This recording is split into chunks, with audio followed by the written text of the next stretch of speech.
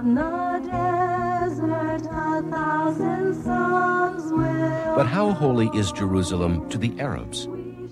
When Arabs worship in the Mosque of Omar, they face this niche, for this niche faces Mecca in Saudi Arabia. The Arabs in Jerusalem face towards Saudi Arabia to pray.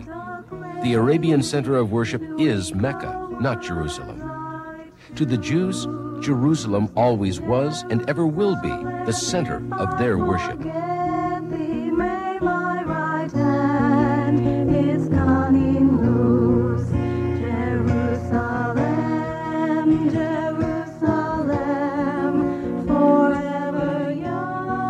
Western powers insist that Jerusalem is negotiable in any Israeli-Arab peace talks.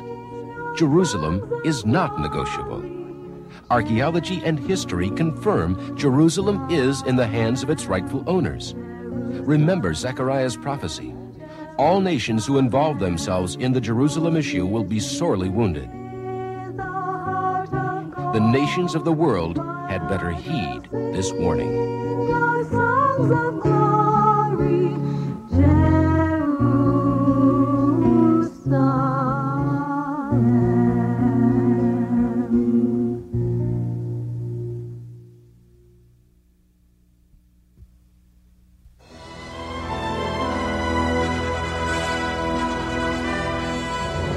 The Israelis are determined that their state will never be destroyed again. Masada was symbolic of the destruction of the Second Commonwealth. Its defenders are glorious heroes of Jewish history. At night, in awe-inspiring ceremonies on the slopes of Masada, new Israeli Defense Force recruits take the solemn oath, Masada shall not fall again.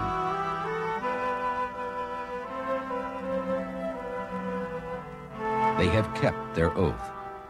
The IDF has fought 5 brilliant wars and emerged from the Lebanese War, rated the 4th strongest military force in the world. But the Jewish people are weary of war. Israel wants peace. Camp David proved that Israel is willing to sacrifice much for peace. They gave Egypt the whole Sinai. This made their southern border very militarily vulnerable. But they were willing to take this chance for peace.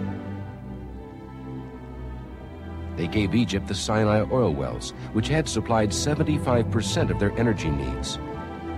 This played havoc on their economy, but it was a price they were willing to pay for peace. And still the world asks Israel to give more. Israel asks, what have the Arabs given for peace? Many applaud the 1993 peace accord between the PLO and Israel as a positive gesture toward peace, but have deep apprehensions that it may be a strategy by the Arabs to gain a foothold in Israel from which to launch a future assault. Arab military sophistication is on the increase. Seemingly time is on their side, and despite the existence of so-called moderate Arabs, many still feel that the Arabs are intent on the destruction of the Jewish state. History has shown that world opinion toward Israel is, at best, fickle, and this raises the question of how long the United States will continue military and financial support.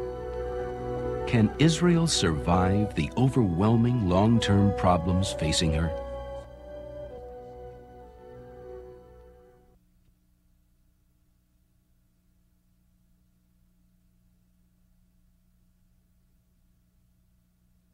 The Jewish people was ordered by God to settle in the land, while for other people there is no specific religious duty to live in a certain land. But another point that is interesting is that while the reality of the Jewish people is a known fact, the idea of a Palestinian people is something that was creating recently for political reasons. We easily admit the existence of an Arab people, but claiming that those Arabs who live inside the Israeli territory are Palestinians and that they form a specific nationality is something that has no ethnic or historic basis, but is just based on recent politics. Even in my opinion, Arabs have the right to live in Israel, but of course, just like in every case, a Muslim must abide by the local law. So Arabs can have a right to live in Israel as long as they abide by the Israeli law, just like it happens to Arabs and Muslims who live in whatever part of the world.